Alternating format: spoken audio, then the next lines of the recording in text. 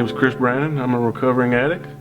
I've recently rededicated my life to God, and had a pretty normal childhood, other than the fact my parents were divorced when I was 5. My dad, I've never seen him drink or do any kind of drugs, but my dad would beat us, me and my 2 brothers, which kind of, I dealt with depression, and nothing I ever done I felt like was good enough. I exceeded at every sport I played, but it just seemed nothing was ever good enough. So in high school I drank like every other teenager, except I just didn't know when to quit. Had 3 DUIs before I was 20.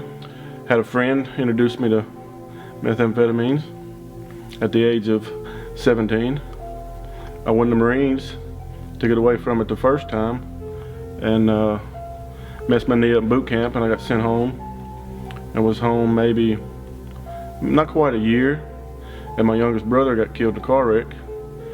And what we people that deal with depression and addicts know, I went back to the only thing I knew to numb it was drugs, and I pretty much battled with that until I got married in 2003 from a girl here.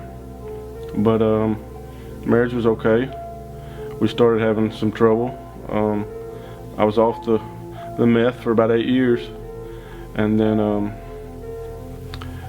marriage started going downhill. Started fighting, and like normal marriages, but I got back on the meth, and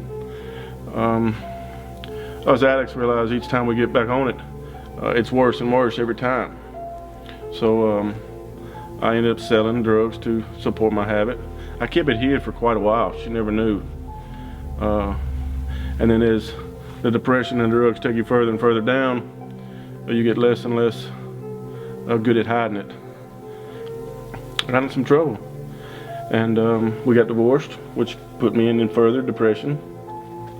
I went to rehab once in Little Rock, but it was a state-funded rehab, and they just hustle you through like cattle, run you through the 12 steps, and that's it. I called my mom when I finally was in trouble, or knew that it was either die or get help. I was tired of living that life. I was alone, stayed depressed, barely keeping my apartment bills paid. And she told me about Southern Champion Center here in West Helena, and I come down. The first time I stayed about 10 days, but back on the drugs again, and I guess about a month later I got pulled over with drugs, and I spent 3 days in jail. Now the time sitting in jail, I called and called, and no one would come bail me out.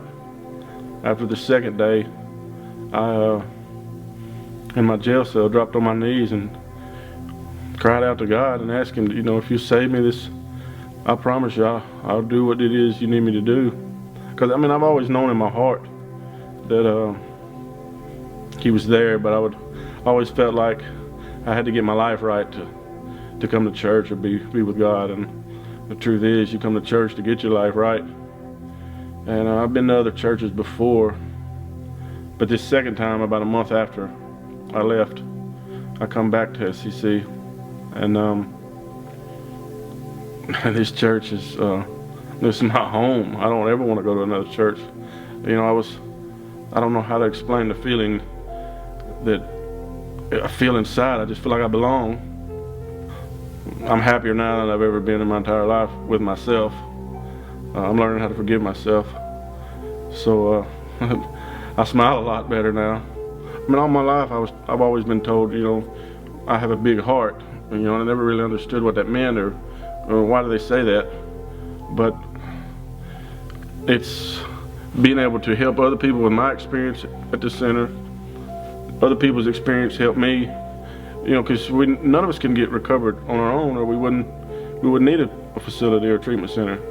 It's all of us working together, talking about our experiences and getting through each step at the time we're at that step. Don't take it one day at a time. Just thank God that you're sober one more day and just worry about that day. And the next day you get up and do the same thing. The love is a bonus. It's what makes it worth continuing and wanting to do better. For 23 years, I've tried to do it all my way without God, and I stay mad, I stay depressed, I don't have the answers. For 23 years, I've tried every way you can think of. And I feel more happy now than I've ever been in my entire life. You don't need God just to get off of drugs. You need God to live a correct and peaceful life, and be a better person. Honestly.